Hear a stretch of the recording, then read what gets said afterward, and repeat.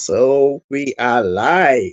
Welcome back to another edition of your Footy Fantasy podcast. This is the Liverpool edition, the You Never Walk Alone edition, the slot machine era edition. The Reds have got no money, but will still win the league edition. Yes, we're back. We're back, and just before I introduce our special guest that we have there on the screen, I'll just quickly do a bit of housekeeping before I get DJ Kabiesi to say a few words. So our social media handles are YouTube channel is at Footy Fantasy, Twitter handle or X or whatever Elon Musk is thinking of calling it next. It's the handle is at Footy AD Fantasy, Instagram at Fantasy Footy. So you can reach us on all of these social media channels. You can also contribute to this very podcast with comments, and we'll read out your comments as we see them. So I'm going to welcome my special guest for today. DJ Kabiesi, we hail you. Welcome. Hey, thank you, my brother. Thank you. Thank you. Good to be back. Good to see you again.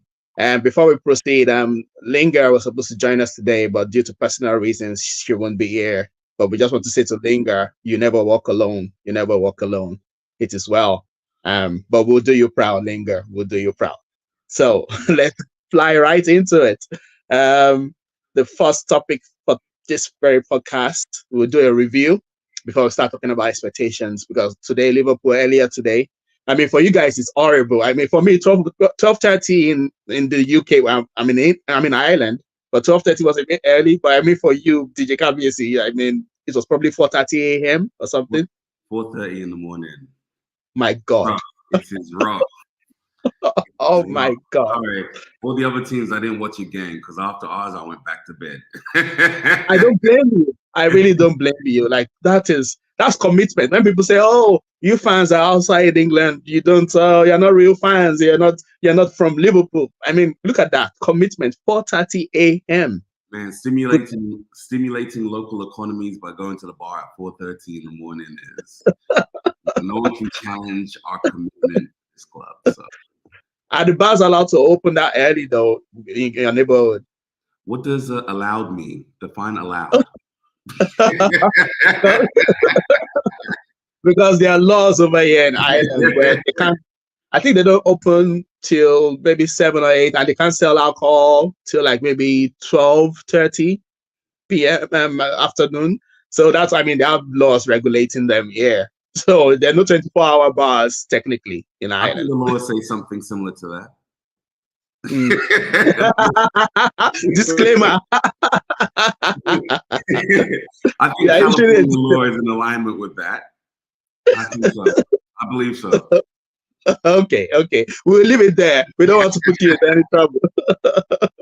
So basically, you woke up early enough to see this game, the first game of the season, away to a newly promoted side, 12:30 kickoff that our previous manager absolutely hated, and which for good reason, because I mean, the statistics show that Liverpool got a disproportionate amount of 12:30 kickoffs. I mean, Liverpool in the 4 or 5 years preceding, had like maybe 12 or 13, and the next team had like 4 12:30 kickoffs. I mean, that got even more than double. Like for some reason, they kept putting Liverpool on these 12:30 kickoffs, which, so I mean, it should not really be a big deal, but sometimes you need, like if you went for an international break and you're coming back, that extra few hours of starting at 5 p.m. or the next year Sunday, it makes a difference. So I understand why club didn't like it.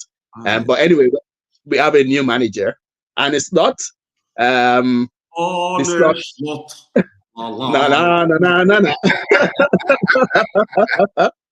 The slot machine era started. Yeah. What were your thoughts on the game? How did you see it? I mean, what did you feel overall about the game today? I think the game really started for us in the second half. Let's be honest, right? So Yeah. The first half was still kind of feeling things out. Multiple factors, obviously the 4:30 in the morning, but just playing against a newly promoted team who are hungry, who want to show who they are, right, on a big stage, against a team that everyone, let's be honest, everyone wants to try and beat Liverpool. Of course. We're just that type of team. So it brought about a few challenges, but I think that we played so much better in the second half. I think Soboslai, Trent started to play really well. Obviously, Gravenberch started to play well in that number 6 role. The team just started to click. I don't know what Slot said during the halftime speech, and there's some rumors about what he said about God, what's our defender's name? Kwanzaa. Kwanzaa, yeah. Substitution that happened at halftime, so I hope he's okay. But whatever he said, it worked. It worked to a team, and the team started clicking. I just wish some of our finishing was just a little bit. Yeah. If that happens, then we're gonna have a great season. But I like Arnie's slot ball. It's a little bit more composed versus Klopp ball. Would you agree with that? Yeah, I think people just expect that will be like tiki-taka version of pass. But I give Arne Slot more credit than that. I think he's a bit more flexible. Well, what he was saying was, I read an interview before this game where he was saying, well, his only slight difference with Klopp is Klopp like the chaos around the box, but Slot likes a bit more passing around the box and then create the chaos, not just chaos straight away, pass and then create the chaos. So people might have been expecting, we're just going to keep passing like Man City. We're going to do a bit of that, but so you see, like the first goal we scored today was from a long ball or long pass from Trent. It wasn't like 20 short passes or 30 short passes. So I mean, when the long pass is on, we're going to play the long pass. So it's not like we're going to do the tiki-taka of 20, 30 short passes all game. So I think that's where I like the manager's philosophy, where it's not rigid in that way of, we have to tiki-taka passes all the way through to score, walk the ball into the net. No, he's a bit more flexible. And I love what you said, adaptability. Like, it was clear. Like, that was some of our complaints against. And again, this is not a complaint against Klopp versus the new era. Klopp is a legend. Will always be a club great. We love him to death. And what he did for our club, like no one else could have done. So I don't want anyone in the comments trying to say that we're slacking him off. But it is a new era. Players have to adapt to that. And just commenting on what I saw, I do like the fact that he was a little bit more adaptable compared to what we've seen over the last couple of years. I thought that word that you mentioned was perfect. Not afraid to switch up systems. I thought I actually really liked that. So, and Klopp and Slot, sorry, seems like he has an edge to him, right? Like, I kind of like that. I kind of like that. So keeping that same tradition, that Klopp brought, keeping it alive. Yeah. Also, I mean, regarding the match itself, like, you are absolutely spot on. We didn't start playing to the second half. First half, we were just so disjointed. We were a bit of rustiness, and also, like you correctly said, the newly promoted team, they are coming in to give 100%, 110%. These guys they were in our faces the whole of the first half, man to man, pressure, aggressive, all of that.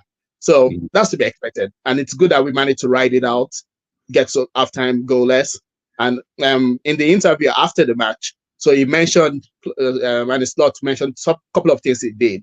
So first of all, he took off Kwanzaa, not because of an injury, but because of tactical reasons. And the reason why he took off Kwanzaa, he said, was losing too many duels. That not just him, he said generally that we're losing duels up front and losing duels in the back. And he felt maybe if we won more duels in the back, then we can build the game and then get more control in the midfield. So that worked perfectly because Konate came in and just did Konate thing, was just a beast, just winning duels, winning the ball, and get the ball to the midfield and let the midfield pass. And that was a big factor. But another thing that he did was, I think he said he told the team. So when you're saying you don't know what he said to them, he was saying he said to the team, if you're getting too much pressure from the opponent, don't keep making the shot pass backwards. Don't just like feel free to play the longer pass, basically, like I said. So that's one of the things that changed in the second half, because the Ipswich guys were coming one-to-one marking. So they couldn't take too many touches, and you don't have to keep passing the ball back. So feel free, turn, make a long pass. And I mean, the first goal came from that. Even before we scored the first goal, we had a couple of opportunities that, I mean, we should have. You're right. The finishing, we should have scored like 4 or 5 seconds. Seriously. Yeah, yeah. What do you think about Gravenberch? Talk to me. Yeah, love them second half. I think we might. I won't go overboard because I mean, going forward, going to tougher matches, you will get tested more defensively. You know, basically it's like a 6, but I don't think it was tested too defensively today. And I mean, there'll be stronger teams who test us more defensively. That's where the real. I feel a bit sorry for Jones and Elliott, to be honest, because in preseason they played very well. But I think the coach is going to go with Gravenberch and then maybe McAllister in that middle. Maybe Elliott might still come back in for Soboslai, but Soboslai was not really good first half.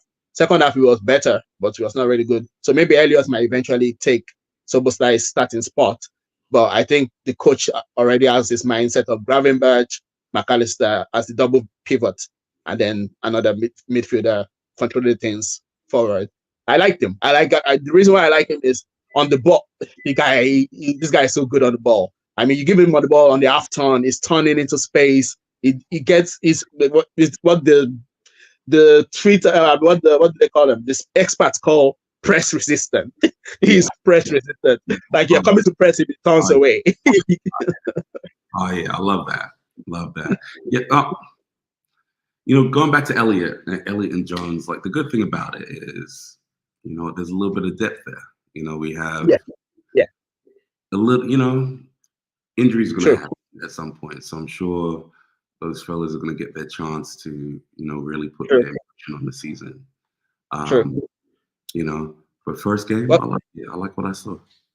It was a bit worrying, the story that broke before the game about Joe Gomez. Did you hear the story where he was left out of the squad and they're like he's considering his future with Liverpool? Did you see that story? I did. I don't like it. I do want to trust in what the manager has to know, what the manager is seeing. But Joe Gomez, man, that's a solid player. That's a solid player. He was one of our players of the season last year. And absolutely. I think the cover that he's able to provide, you can't pay for that. You can't pay for that. So we'll see what happens. I don't want to be too dramatic, but let's see. Yeah, I'm worried. I'm worried because I think they've unsettled him. Because before, I mean, was it around the European Championship? There was a story that Anthony Gordon. They were trying to get Anthony Gordon from Newcastle, and they were going to give Newcastle Joe Gomez. Yeah. So I think they unsettled him because by doing that, they've said to him, well, we don't really consider you part of the plans. And I don't blame him if he's looking for another club. I don't blame him because how can you? He's been with the club over 10 years or close to 10 years. And then that's not the way to treat somebody who, like you said, last season, I think this guy was top 3 of our best players last season. Played left back, right back, center back, even played midfield. He played as a 6. This guy played 4 roles for us last season. I mean, and he played each role fantastically well. So I'm worried because I think he's been unsettled and I think he wants out. And if he goes, I think we need to be getting 2 defenders in because Konate, man, I love him, but he's going to get injured at some point. He will. He will. So we will need, if Gomez goes, like you said, he covers so many multiple positions. So I think we just need 2 defenders in if he goes. And that'll probably lead me. Okay, before we go to the FSG section, let's discuss the goals. Let's keep ourselves in a good mood before we go to the FSG section. Because we need to salute the legend, the Egyptian king. We need to salute him because this man has broken like the number of records he has broken. I've even forgotten so many of them. He has broken so many, and he broke another one today. The first player to score in 9 opening day fixtures. I mean, they showed the number of the people who he beat to that record. So I think Rooney was there, Lampard was there. I mean, they were on 8. All of them were on 8, and then he scored today, and not just scored, he assisted the first goal for Jota. So, what was your view about those goals, the finishing, the build-up play? Legend, man, legend, absolute legend. Love that. Who passed the ball? Was it Trent? Trent to Salah. Yeah, Oh, Francis. that cut was precision, and I love the Mhm. awareness of Salah to see the man in the box, pass Yeah, the ball, brilliant. And then the other goal was another through ball to Salah, yeah, I believe, yeah, and then he put it across the, like, just masterful. Like that's football.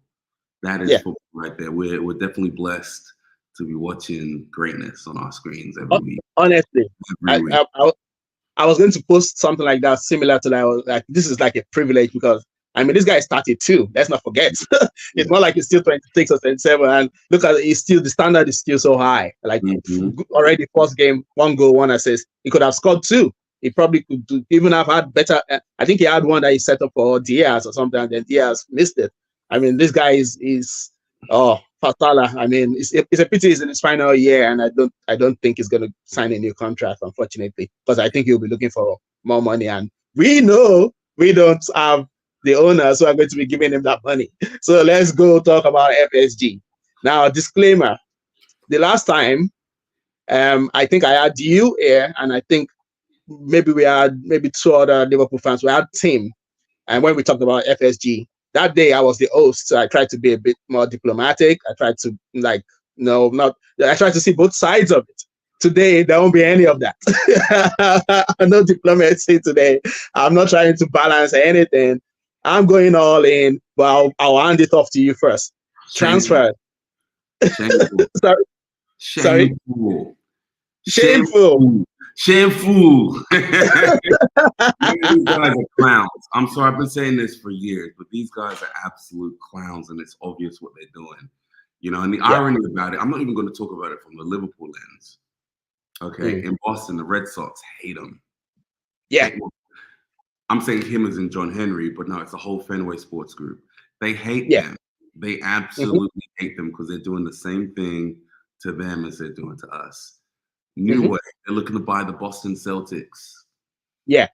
LeBron James will be a co-owner of the Boston Celtics, which is an irony in itself, right? But the Boston Celtics fans hate it. They're Yes. protesting. They're like, you know what? Stay away from our franchise. We're never going to win again because these guys care only about their money. They don't do what it takes to win. They're not going to pay what's it called in basketball, the luxury tax. Over here in Mm-hmm. football, they're not going to spend the wages it takes to bring in the top quality players. It's Mm-hmm. absolutely ridiculous that a team of our magnitude is stuck with owners like this. And yes, people are going to say they saved us. They saved us. No, they got a bargain. Absolutely. They got a 300 million. They got a bargain. If I had a couple milli, couple billy to spare, I'd buy us too. And I wouldn't Mm-hmm. be some business savant for buying us. It's a good bargain. The greatest franchise in the whole of English football Mm-hmm. being sold for cheap because we had 2 previous cheap American owners that Cowboy. well. So you know what? Like, you're not doing anything great by just keeping us solvent. You're doing the bare minimum. And I see leadership and business leadership as, you know, pushing whatever organization forward to be the best in class, right? And in football, the best in class means winning championships, winning Champions League, competing, having the best manager, having the best players, being a club and a destination where people want to come. You know, and when that happens, the money's going to flow even more for them. That's why it Exactly. doesn't make any sense. And then what else happened? Well, we already knew this, but it came out again. Liverpool voted as the most popular club in the world, right? Or the most well-watched club in the world. Wow. Yeah. With that well-watched, that comes with money. Yeah. Guess what would happen if Yeah. we win even more? More people want to watch our club. Unfortunately, it might mean more 4:30 in the morning starts, but we're going to be getting money from that. So it's like, what is your problem? Like, come on, like, spend money on the club, have a winning hand. Let's go for it, you know. And I'm calling it right now. I don't know this for sure. No one's told me this, but let's just call it a hunch. I think Klopp got tired of FSG, and that's why he left. Yeah. Well, I think that's a factor because what the first thing he said when the video came out was, I'm running out of energy. And why wouldn't you run out of energy when you're doing your best as a genius to bring this club to compete, and then these owners are there? Now people will say, "Oh yeah, but they spend money." But like you said, that's the bare minimum. They spend money when they make money. Like last season, I'll go back to last season. But before I even go ahead, I mean, you're saying they want to buy Boston Celtic. Was it like for 3 billion or something? I can't remember the amount they want to. It's like billion. Yeah, something like that. Yeah. Something like that. Like a lot of billions to get that club. And let me tell you, if they're thinking of getting another franchise in the NBA, they're not going to be putting any money into Liverpool. So let us just be ready. Let us be ready, because this guys, that's the way they think. You know, they're like, oh, there's supposed to be a self-sustaining, sustainable model for Liverpool. So we'll come with the facts, because people will just think we're ranting. But the question I asked was that FSG in the spotlight yet again. Are LFC fans overreacting? Because I mean, fans of other clubs will be like, "Oh man, your owners are all right. Why are you guys always complaining?" But I'm going to give the fact. I'm going to give the fact, because last year it came out that FSG are second worst for ownership funding in the Premier League. Second worst out of 20 teams.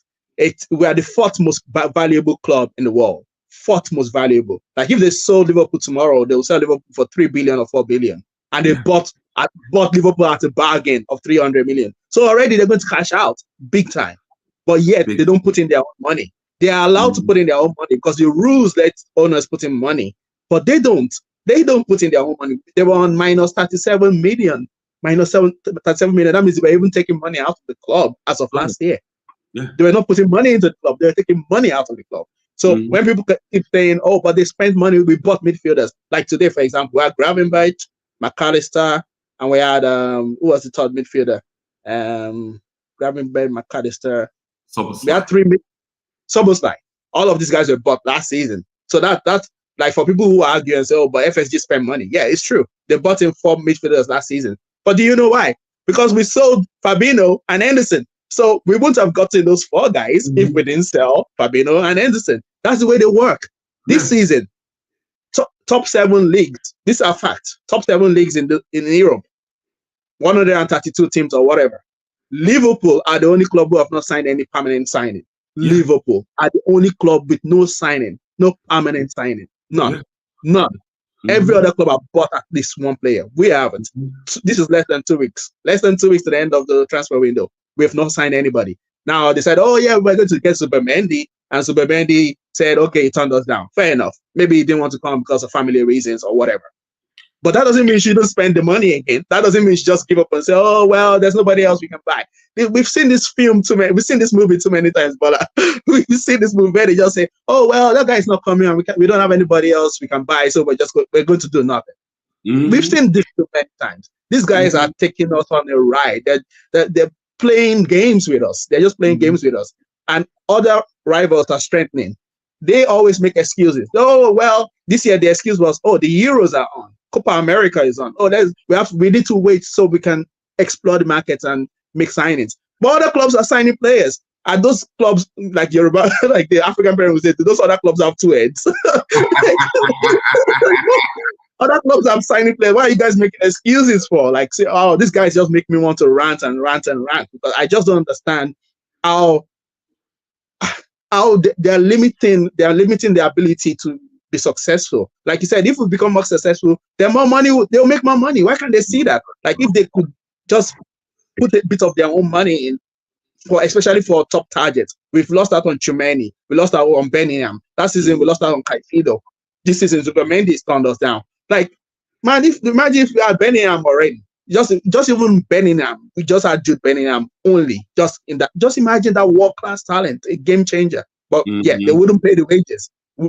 It's not that they could afford the transfer fee, but the wages they wouldn't pay. They'll be like, "Oh, no, we can't pay that guy 200 grand a week. Why would they pay him?" And then we lost out on him. Went to Madrid. It's ridiculous. Of the incompetent. That is what we call them, man. Tools of the incompetent. FSG, Wasteman. Andy Robertson, I think he's only making between 80 or 110 a week? Yeah, I don't think it's even up to 100 grand a week. Yeah, it's like 80 grand a week. Cheap FC. You know, Yeah, it's ridiculous. Like these guys, like look, I'm not one of these new Liverpool fans. I didn't come along in 2006 when Gerrard came. I didn't come yeah. along with FSG in what was it, 2012. Man, I've been supporting Liverpool since the 80s. You know, big Yeah. up to my boy Dwayne. But Yeah, do it big up. 1987, I remember when John Barnes came to Liverpool. Mhm. I remember, you know, so we always had this reputation of being a world-class organization. And to see these guys come along and make it sound like we owe them something, you know, Exactly. you And do you know, know what annoys me? We have fans who think that we owe them something, that we owe them owners something. Oh, they saved us, like you said. Oh, they saved us. Oh, they're good owners. Oh, well, they're not as bad as the Glazers. Oh, they're not. Yeah, that's the man, bare minimum. That I'm is gonna the bare minimum. get Like my book, seriously. man, because some of these people get Michael Booker because some of these people need to be taught a lesson, man, because this is just ridiculous, man. Like, Oh my. like it's terrible. It's terrible, and we're full of excuses all the time. And let's be honest, right? They didn't save us. They didn't put us in positions to win championships. Jurgen Klopp did that. The Mhm. one good decision that they did was sign the best manager that was available, and Mm. we carried by Jurgen Klopp for several years, right? Mhm. He worked miracles with what he was given. And you know what? I'm even Absolutely. gonna put Michael Edwards and them boys on blast too, because Michael Edwards was there before Klopp got there, and he was part of the team I think that signed like Andy Carroll and all of them too. Yeah. So let's not make it Joe sound Allen. like they're just golden. No, Jurgen Klopp did it at Dortmund, was proven, and did it again at Liverpool on the biggest stage. And so we owe Mhm. a lot to him for the last, was it 9 years of him Yeah. being 9 years, sorry, of him being at Anfield, papering over cracks, making us look good, putting together a team that was able to fight and compete with our oil-rich team called Yeah. Manchester City, like Yeah. no other team has done. Yes, intentional shade to Arsenal FC. Thank you. No I one, feel that thing. yeah, he did what no one else could do. You know, nearly 100 points. You know, like no, Mhm. like with a squad that we had, like he made that squad into gold. Every year would Mhm. be bad. Oh, your team isn't that good, and then they'll turn around and we're killing it. You know, Mhm. so big up to Jurgen Klopp. Jurgen Klopp forever. He's a legend. He made us look good. Now, Yeah. Arnie Slot, I completely support Arnie Slot. I'm liking what I'm Yeah. seeing. I back him. I want to give him the time and the space to do what he needs to do. I love the attitude. I love everything that he's bringing to the table. But we need to back him. We can't Yes. allow what happened to Klopp happen to Schlott. We need to back him. We need to give Yeah. him the resources he needs so that he can really put an imprint on this team and hopefully Mhm. take glory. So It's not too much for him to ask. I mean, he's not asking for 500 million pounds in for transfer kitty. This mhm. guy just wanted a number six because he came in, he looked at the squad, he saw okay, number six, and this number six position. We've been trying to strengthen this for the past 3 seasons, so Mhm. it's nothing unusual for the new manager to say, okay, can you get me a number six? And then, okay, well, fair enough. Zubimendi says, okay, it's not coming, but that doesn't mean you should go look at when Arsenal got turned by Zubimendi last season. They went and got Declan Rice. Okay, Rice. yeah. Now they spent more, but they still got somebody in. Like Mhm. at least they had somebody else on the list. Now, what are we doing? We're bringing in a new manager, and then you just expect him not to even spend any money. He still said yesterday, he said, "Oh well, he still hopes to get players in, but I don't know what these owners are doing." Yeah. Richard Hughes, the new sporting director, he better sit up. This is not Bournemouth, man. This is not Bournemouth. This is Liverpool FC. We're not going to be taking all that nonsense that he was doing there, spending. How much did he spend on Jordan eBay and what's the Oh, other guy he bought from us? Guys, please. you overspent. Go, please. There was a rumor, so I heard I can't remember that goalkeeper's name. I can't pronounce it correctly. Oh, Mama, we just call him Mama. His Mama, name. goalkeeper Mama. So like I heard that deal might fall through. But there was Yeah. talk it was there was talk that Richard Hughes could have done more business for Bournemouth during this transfer window to Liverpool because apparently we're supposed to be sending him over to Bournemouth on loan if we were Yeah, to get that was the plan. how we That was the signing plan. for them than for us. That was the plan because he has his Bournemouth buddies. Anyway, I'll quickly take this comment from Linger. Linger, thanks for joining us. We did acknowledge you before we started the podcast. You never walk alone. We're with you. But thanks for your comments. Linger says she thinks that some of the fans are overreacting, but we do have issues with FSG. Fair, yeah. Even if she doesn't have a specific player in mind, strengthening the squad is a necessary sign of intent. It is. It is because one of the problems we had, I mean, was it 2 seasons ago, was because we let Anderson, Fabinho, and we had midfielders who were growing old, and we had injury-prone midfielders, and we didn't refresh the midfield quickly enough. We waited until the wheels fell off.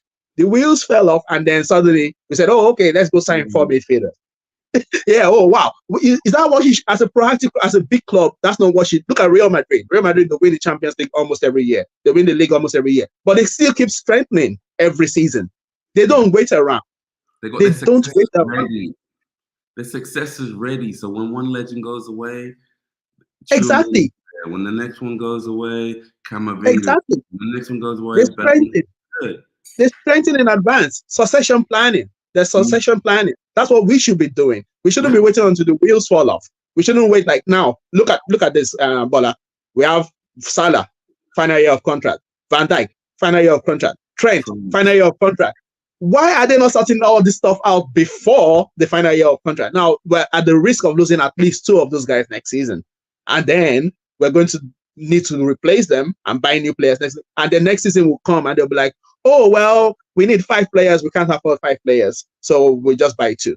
And that's what's going to happen next season. Because they'll just give the excuse that there are too many players they need to buy. They don't have the money for it. And they'll just end up buying 1 or 2. Yeah. It's crazy. Yeah. You know what? I heard someone talk about like a sign of happiness, right, is based upon, your expectations, right? So if you have a minimum of, just being grateful for having life, every day is going to be a joyful day, right? That's kind of how I treat these FSG people, man. Like my expectations of them are so low. I'm not ready for that wahala. Like I'm not even going to ingrain into my body, man. Like it's not gonna happen, man, because I already know what they're gonna do. It's like, okay, I'm not gonna celebrate anything until I see the sign line, the signature on the line, or someone standing with a ball in front of a Christmas tree with a Liverpool shirt on. I'm not. That's when I believe it. And even when I see stuff like that, I want to see them on the field before I'm like, aha, okay, FSG, you've done it. Like that's how we deal with these guys, right? Because I think Linga made a point. Some fans are overreacting, and some fans are. And you know what? I don't like to shame myself on the internet. I try not to. Maybe I've done it once or twice before, but for the most part, I try not to do so. Right? But I don't blame them for being mad because I don't blame them. Make you mad, and the reason why, for me, well, like I said, it's easy to be balanced and say, okay, yeah, they've done some good stuff. Like, for example, they expanded Anfield. Fair enough. The stadium was maybe 51,000 seater when they came in. Now or maybe 45. I think it was 45 or 46,000. And now Anfield is 61,000 seat capacity. Fantastic. Good job. But they're also doing that to increase the value of the club. Because when you increase the seats, you're bringing more money into the club. But when you want to sell the club, also you improve an asset of the club. So it also helps them. So it's not like they're just helping Liverpool. Oh yeah, they built a bigger stadium. Yeah, but it also helps them because the value of the club has also increased. So when they sell the club off, they're making a bigger profit. So all the stuff they're doing for me is bare minimum because it's an investment for them. So anything they're doing, I'll say, yeah, fair enough, they did it, but it's also benefiting them. It's not like, oh, they're just doing it because they love Liverpool. They're doing it because it helps their business grow. So when they sell the club, they're going to make a bigger profit. So, I mean, I just get frustrated by it because the reason why I get frustrated by it is I see people who think maybe Liverpool fans are a bit ungrateful. I don't think we're ungrateful. I think we just have expectations. Like you said, in 1987, we brought in John Barnes. We brought in like 2 or 3 other big signings, and that was we didn't have billionaire owners then, Bola. We didn't have billionaire owners. We brought in 3 solid players, 1987, 1988 season. We brought in Peter Bielste, John Barnes. We brought in John Aldridge. Yeah. We spent money to bring these guys in. We built a new team with Kenny Dalglish in charge. So we know what we're talking about because, like you said, we didn't start supporting Liverpool in year 2000. We knew the standards Liverpool have been setting from the 80s. We brought in big-time players. We brought in the best player in England at that time, who was John Barnes, on a club record. Or I think it was even it was a British record at that time. Liverpool paid a British record for John Barnes, and we brought him in with owners that were not even billionaires at that stage. They were not billionaires. They knew they needed to invest in the club. They knew they needed to bring in top players so that Liverpool continued to be successful. And what happened in 1988, 87, 88? Liverpool won the double and won the league at the counter. We won the league at the counter because the owners at that stage, they invested money, and of course it paid off. It paid off. So we know what we're talking about. That's why our standards are high. So when people say we're ungrateful, it's not because we're ungrateful, it's because we know what to expect from Liverpool owners. We know what to expect. Standards. We got standards are high. We got standards, man. It's like, you know what? I feel like I'm not gonna say that. I was gonna say something. You know, I'll say it crazy. I feel like we're no, I'm not gonna say that. Never mind. Family friendly podcast. Family friendly podcast. Standard. But if you're an owner and you want to date us, you need to come with some money. You can't be a broke ass. You can't be a broke ass to Liverpool.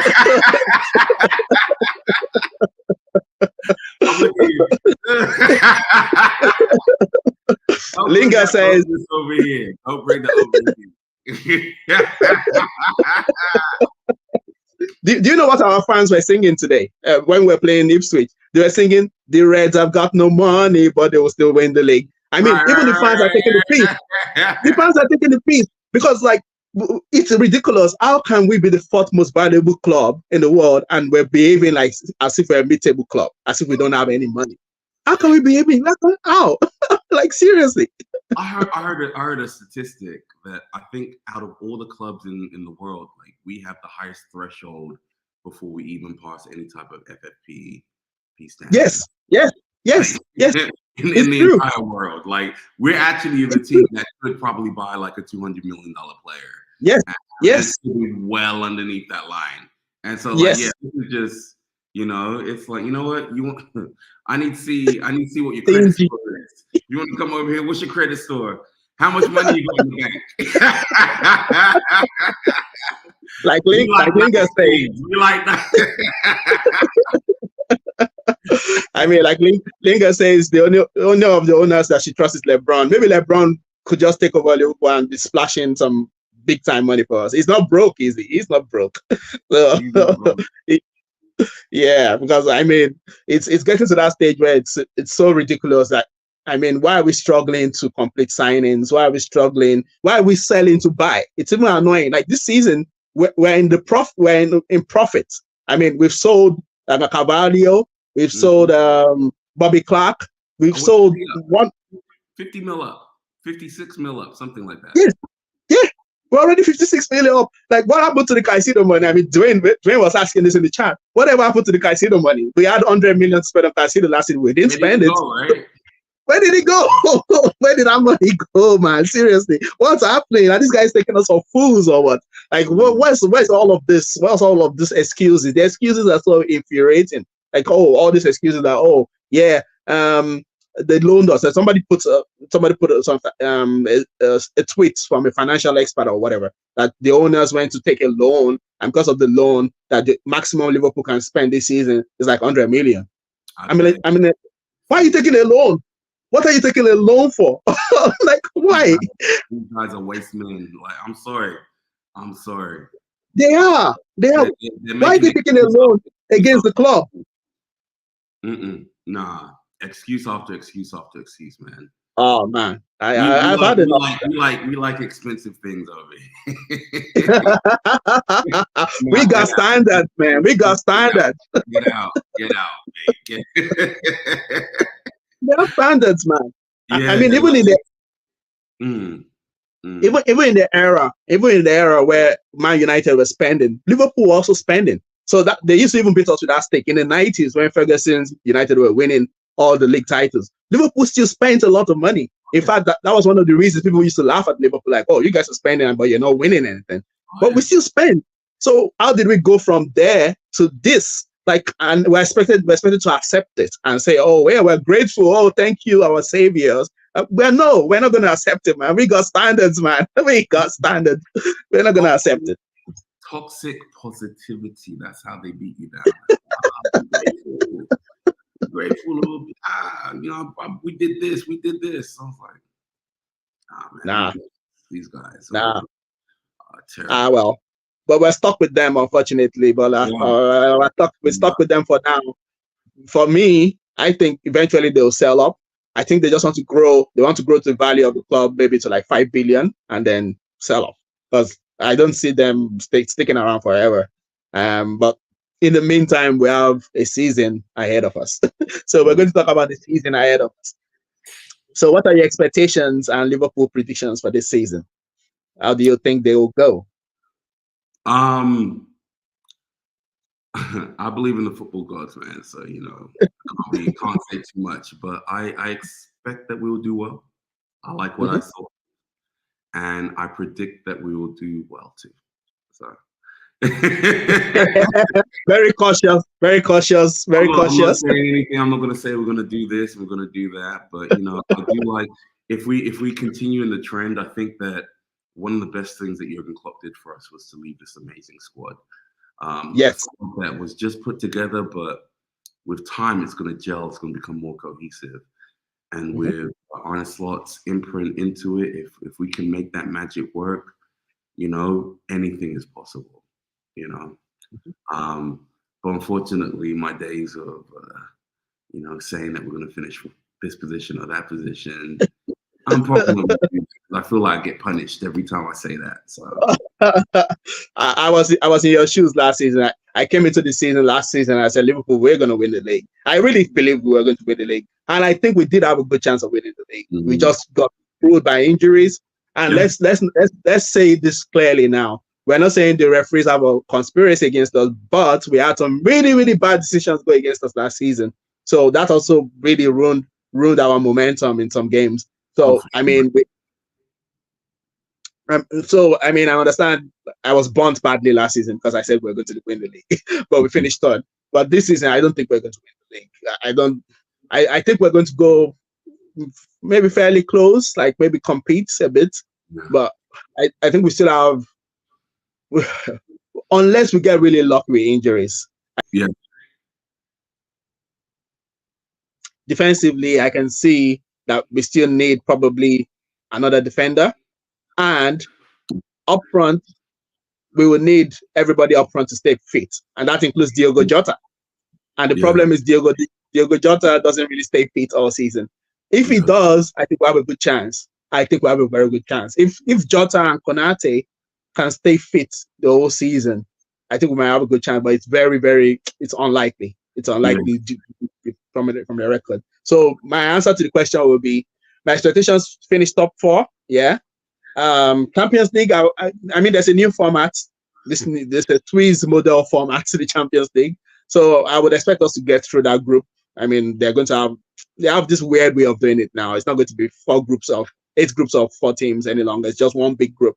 So I think we should be able to get through the group stage of the Champions League, get to the knockouts. I want us to win a trophy because every year I want Liverpool to win a trophy. I don't really care. League Cup, FA Cup. I want us to win a trophy.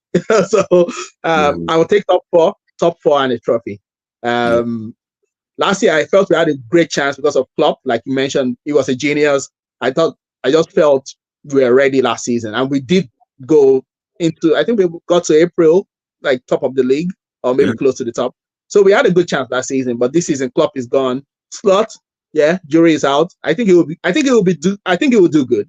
I think Arne yeah. Slot will be good, but it's This his first season. I'm not sure if he can win the league in his first season. I don't think so. there's just too many unknowns for me to like. Too many unknowns for me to put a predictor like that. With Jurgen Mm, Klopp, I knew what to expect. I knew what he was capable of. exactly. I could see where the pieces were going into the system that he played.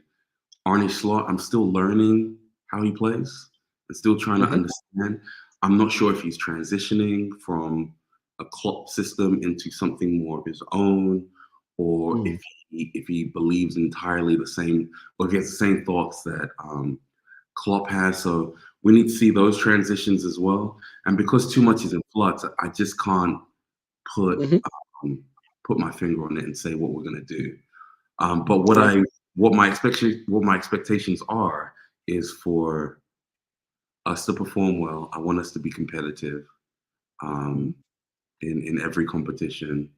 I'd love for us to win something, Hmm. um, but as long as we're pushing hard and playing well and Mm. challenging, um, I can take solace from that. I can. Yeah. I can. Yeah. Yeah. So, you know, if we're just Yeah. messing around and things just seem like they're falling off, then, that's one scenario. But if I can see like, okay, the boys are playing hard, they're working hard for Arnie Slot. He's Yeah. trying to do something. I can see what he's trying to do.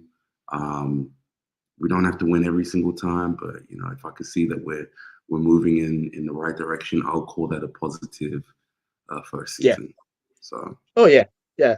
I mean, for me, I usually tend to give new coaches. I give them a lot of rope.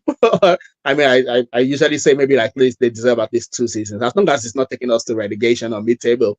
yeah, I'm fairly relaxed with Slot. Like you said, I like him. I like the way he's composed. I like the way he thinks about football. You can see this guy, yeah.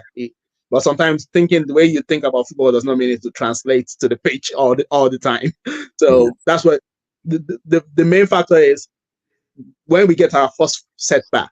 How does he respond? For me, that's always the true test of a manager, because every manager is going to get a setback. There'll be maybe like 2 or 3 games where we don't win. Maybe we lose a couple of games. How does he handle the setback in that situation? exactly. But the biggest factor, like you also mentioned, is the fact that we have a great squad. That the squad that was left to him by Klopp is great. It's just we need. That's why I'm a bit angry, because we're not even asking FSG to make 5 signings. We're Right, just like just one or two, just one or two, just to tweak the squad, because the right. squad is good. Just tweak the squad, add 1 or 2 faces. So we're not even asking for heaven and earth. We're not like them Chelsea, the Todd Bowley guy buying 20 players every season. We're not asking for that. We're not asking for much. We're just asking for 1 or 2 players, like seriously. And they can't even do that. Like, what's going on? That's it. It's all man. It's ridiculous. So yeah, for my expectations, I'm similar to you. If we play well, if we compete, and if we win something, I would love us to win something. FA Cup, League Cup, Champions League. Why not? If we want that too. I just don't think we're ready for the league yet, because for the league, you need many things to go your way. You need not to have injuries. You need maybe your rivals drop off a bit. You need you need a bit of luck with officiating decisions. That's a fact, because you need sometimes the rub of the green. It just matters. So we will need a lot of things to go our way to win the league. That's the point. But yeah, I don't expect us to finish out of the top 4. If we finish out of the top 4, I'll be a bit worried, because I think our squad should be I'll good be enough to finish it. yeah. Yeah, we should Random we should be question. able to. Random question, Sorry. Ola. Random Yeah. question. Mhm. With this new Champions League format, is it the Mm. same number of games as before, or like, or is two it two more? extra games. So now the way they've done it is, I think the top 8. So the top 8 go straight into the round of 16, and Okay. then the next 16 will play an extra. So basically, the thing is, if you are in that group, you need to aim to finish in the top 8, because if you don't finish the top 8, if you finish 9 to 16, then that means you play an extra playoff round. So Yeah. in answer to your question, yes, there are more games involved. I think there are two more games in the group stage. And if you don't finish in the top 8, you play 2 extra games to be able to get into the round of 16. Yeah. So there are more games, basically. Yeah. We need to avoid that. I think that's going to be a factor. Like Yeah. if we can coast through and get in that top 8 and not Yeah. have to play those extra games, and maybe get in that top 8 early. I don't know how Yeah. it's going to work out. I don't know how, if we can get in that zone early, that will alleviate the burden on the squad. So, you It's know, it's really. I mean, I'm happy you brought it up because actually it is very crucial because if we finish in the top eight, then we won't play the knockout rounds till March, I think. yeah, So, but if we finish out of the top eight in the Champions League group, we'll need to play those playoff rounds in February. yeah, So, I mean, that's more games in February. So, it's better to finish in the top eight so you have a free run from like maybe November all the way or December all the way to March and not playing any European games. Because the crucial yeah. bits in the league this season, Premier League, there's no winter break this season. So, so Well, there's this yeah, they scrapped it. They scrapped the winter break. Last season they had like a mini winter break where you could get a 2 week break within the season. That's not there. It's in the Premier League. There's no winter break. So you're right. It is crucial that Liverpool finish top eight in the Champions League group, so we don't have to play any random games in February, and so we can at least because that's one of the reasons why I think many of club squads when it came to February, March, the injuries started piling up because usually we play so many games at very high intensity. So by February and March, the injuries start piling up, and then it affects us. yeah, like I'm looking at like you're absolutely right, and then I'm also looking at I also look at our rivals. So okay, the top four, us, Man City, Arsenal, and who snuck in to the in the fourth Villa, position? Villa, Villa. All right, so they're yeah, going to be preoccupied with the same things that we're preoccupied by. But then yeah, there's some big teams who, didn't make the Champions League, who may not have the same level of distractions during that key part of the season, right? Your Uniteds, your Newcastles, your Chelseas, yeah. right? So, you know, just keeping an eye out for that, so that while they may be fresh, Mm-hmm. there may be You're a right. there. So It's a big factor. You're completely right because yeah, if you have a squad that is decimated by injuries and you're not fresh, the business end of the season becomes harder. It just becomes more difficult because yeah, when you have a squad that's what killed us last season towards the end. That's so many injuries going into the final couple of months, and yeah, then we didn't have enough freshness to started losing games we shouldn't lose, started dropping points in games we yeah, shouldn't be dropping points. So yeah, it is a big factor. yeah, But we'll see. We'll see how it goes. Hopefully the Reds to make us smile this season. yeah, But yeah, yeah. hopefully we get some slots. We get some slot machine going, and then we get Annie to give us more. Because I can already see the pawns. I can see the rivals. They're already thinking of all those funds they're going to make with this guy's name because his name is going to be really really nice for crisis crisis period. They got their own problems to worry about. They got their own problems. Tell them to, good luck in the middle of nowhere, Stan, on Thursday nights. Conference League guys. Conference League. Oh So man. At least we're back in the Champions League this year, so mhm. that's good. That's a big plus, and that's more money. Hey, FSG, don't lie to us that because of Europa there's no money. This is why in the Champions League this season, so we're making money. We need to see this money in action. With the extra games too, that's even more TV money. Yeah, exactly. Money from the league, money from the Champions League, and money from the TV revenue. So Yeah, yeah. No you know, excuses. I'm sick of the excuses, man. I don't want to rant about them again. Anyway, yeah, we like nice let's think about. things at the G. We like nice things. We like nice things here. We like nice things, man. You We know, we have standards. We have let, standards, man. let me see your bank account, mate. Let me see your bank account. Your credit score. I need to see all of that. We don't like Ijebu things like your like No, our no. Nigerian. We don't like all those Ijebu things. Yeah. Shout out to my people, Ijebu up. With football, we're spending our money. We want to see that. We want to see that. You want to see you spend the FSG. Come on. Yeah. No excuses, man. No excuses. They have no excuses. No, I'm not. I'm not having. Give me a DM. Don't you want It.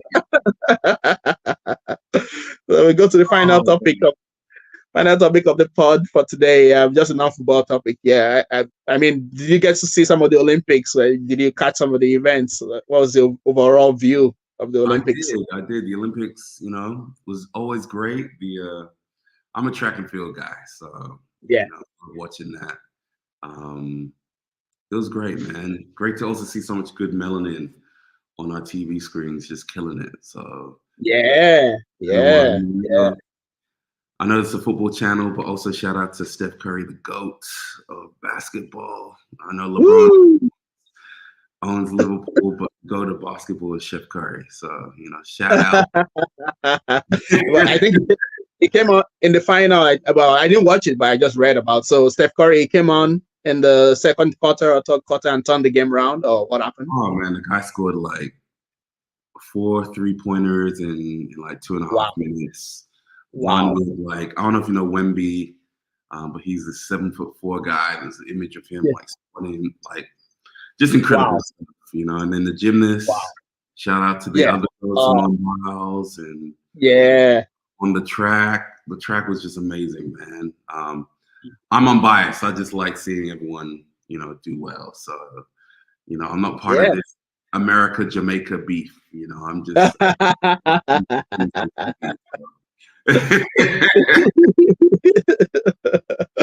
Yeah, I think I saw the final table. I think they had 40 gold for US, 40 gold for China. But then because the US they had more medals overall, so they finished. Yeah. But I think the final gold they won was in the football or the basketball. I think it was they needed a gold medal on the final day to actually tie with China. Women's basketball. That was crazy. Women's basketball. Yeah. And shout out to all the Nigerians in the diaspora.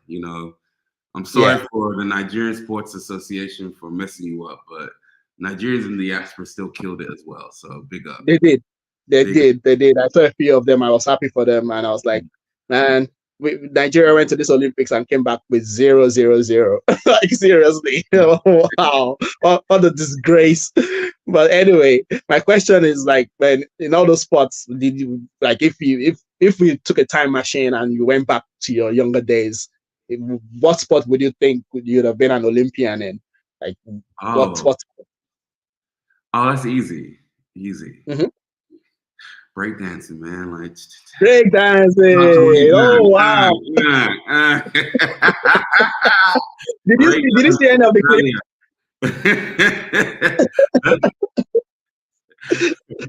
No, but seriously, I was a track guy. I used to run track, 100, 200, triple jump, relay. Wow. So yeah. So oh man.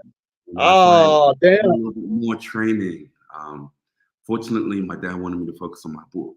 So less time for training. Why am I surprised? I'm not surprised. African parents. Go and read your book. Leave the athletics alone. Go and read your book. It would have been track. It would have been track. So did you say you did a bit of triple jump also? Yeah, 100, 200 triple jump relay. Wow. Yeah. Wow. Because triple jump is even more difficult than long jump. Triple jump is like the one you go 1, 2, and then jump. Yeah, it's different, right? So I don't know, because I had a lot of speed, right? So and a lot of momentum. I also think I probably injured myself more doing the triple jump because I wasn't the smallest person in the world, but it probably wasn't the event that was designed for me. I'll put it that way. But I enjoyed it. I did well. But 100 meters was my bread and butter. So I'll say both things. Oh wow. Yeah. Damn. No, I couldn't run. Dad body rocking, and I just look at all the amazing athletes. So big up to everyone. Yeah. Represented their country. Yeah. So that means for you, watching the Olympics, you even appreciate it more because you were an athlete. I mean, the sprint, you appreciate the technique, the starting. Because I know some people say the way when they say on your marks, get set, go. Some people start off the blocks slower. Some start off. So I'm sure you appreciate the intricacies of it because, like for me, I just look at who's the fastest. But I'm sure you are watching it with the technical point of view. Yeah, it's like taking penalties. It's like, people look at penalties like, oh, it's just close, just kick in the net. But the nerves and everything that builds up before that is crazy. And Mm, I'm not trying to date myself, but before mm, there used to be per athlete, if you have a full start, mhm. you get one flag. Then they moved Yeah. it to one flag for the entire race. So if one person Oh, does a full start, the next person that full starts get kicked out. oh, Now wow. none of it. So now, if you full start, you're out. No chances, no second chances or anything. And Oh, so, wow. yeah. So it's deep. It's tough. That's a So lot of pressure. a lot Yeah. of It's a lot pressure. of, A lot of yeah. pressure. You know. Yeah. Another aspect of athletics side that has a bit of technique involved is the relay race where you have to hand over the baton and oh man, yeah, that's really exciting to watch. But then you can see sometimes the fastest people are not the people who are the best at handing over the baton. Sometimes, yeah, I have a little less sympathy for them. I mhm. have a little less sympathy for them, for the Yeah. relay racers. They should know how to pass the baton. If they're fumbling that, that's bad. At that level, that's bad. I was passing batons at 7 years old. Hit, run. But the start is difficult. But like I was saying, so many amazing athletes. America did well, obviously. Mm. UK did their thing. But what I was really impressed with, some of the Southern African countries really started to come Botswana. along in the sprints. Mhm. Botswana with uh, I forgot his name. Tabogo or Tabogo, something. yeah. Yeah. Man, he killed it. He was Yeah. phenomenal. And then there's this one guy, Simbini from South Africa. He was up in there in the race. Mm. And then, other little countries. I like seeing other countries winning sometimes. So St. Lucia. St. Lucia yes, won the. Julian Alfred, got a gold medal for a country that's smaller than Oakland. I think there's only Yeah. 155,000 people in Amazing. Lucia. That's incredible to me. So Mhm. I like seeing those little wins as well, So Mhm. yeah. Yeah. Well, for me, I was never good at running, but I was good at firing catapults. So I think I have catapults with yeah, with the little Rubber stone in band. between. So maybe I would have been good at archery at the Olympics with the firing of arrows and all of that. I might have been good at that. Well, the guy from Turkey with the gun, that could have been you.